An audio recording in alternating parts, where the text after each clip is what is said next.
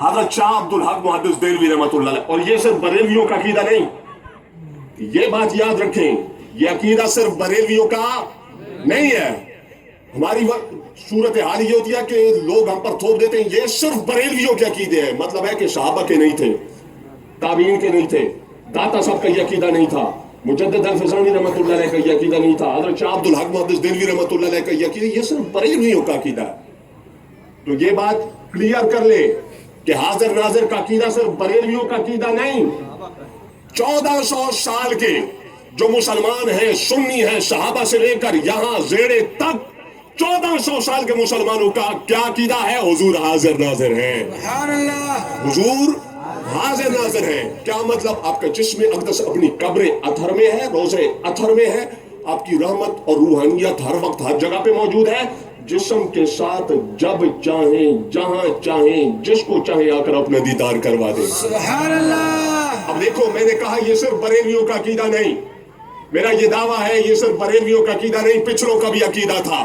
اس کی دلیل حضرت شاہ عبدالحق محدث دہلوی رحمۃ اللہ علیہ کی کتاب ہے اخبار الاخیار.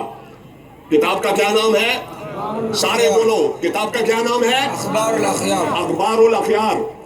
اس میں آپ لکھتے ہیں کہ انڈیا کے بزرگ تھے, ان کا نام تھا حضرت شاہ عالم رحمۃ اللہ علیہ. کیا نام تھا؟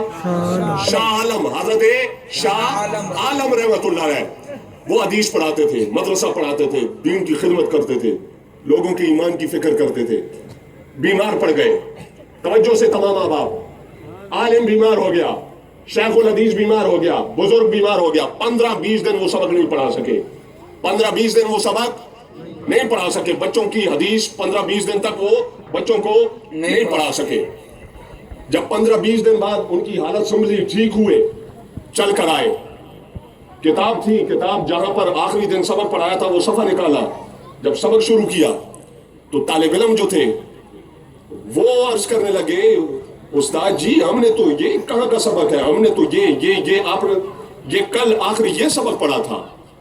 سبحان اللہ. سبق پڑھائے تھے یہاں تک آخری, پھر بیمار ہو گئے, 15-20 دن سبق نہیں پڑھ سکے.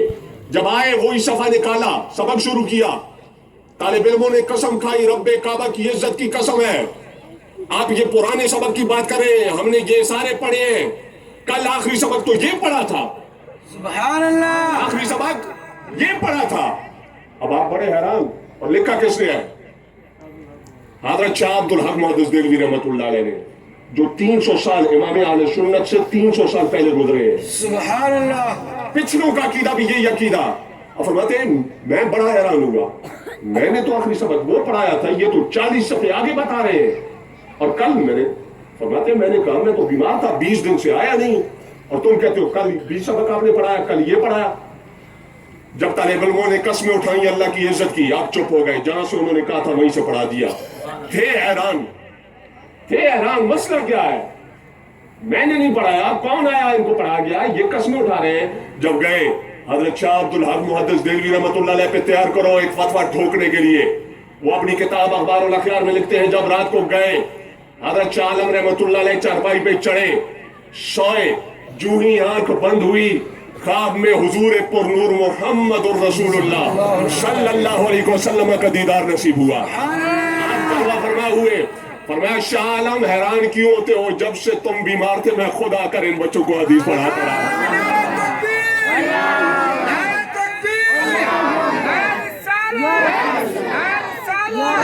جشن میلاد النبی مبارک مبارک. بیداری میں سرکار آتے ہیں, جسم کے ساتھ آج بھی سرکار آتے ہیں, بیداری میں سرکار آتے ہیں. بولو کیا یہ صرف بریلویوں کا عقیدہ ہے؟ نہیں. کیا یہ صرف بریلویوں کا عقیدہ ہے؟ نہیں. یہ حضرت شاہ عبدالحق محدث دہلوی رحمۃ اللہ علیہ کا بھی عقیدہ